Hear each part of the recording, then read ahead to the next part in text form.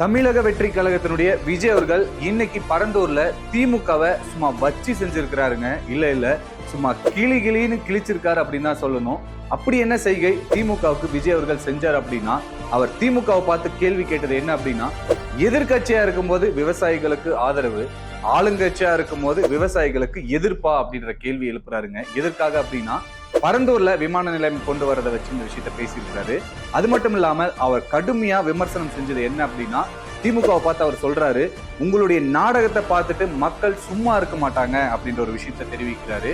அதோட நிறுத்தாம அவருடைய பாணியில அவருக்குன்னே தனியான ஸ்டைல்ல சொல்ற ஒரு வார்த்தை என்ன அப்படின்னா, அது சரி நீங்க தான் நம்புற மாதிரி நாடகம் நடிக்கிறதுல கில்லாடியாச்சு அப்படின்னு சொல்லிட்டு கடுமையான விமர்சனத்தை திமுக மேல வச்சிருக்கிறாருங்க நடிகர் விஜய் அவர்கள். பரந்தூர்ல விமான நிலையத்தை கொண்டு வரதை தாண்டி இந்த திட்டத்துல மிகப்பெரிய லாபம் இருக்குது அப்படின்ற ஒரு குற்றச்சாட்டையும் விஜய் அவர்கள் திமுக மேல வைக்கிறாருங்க.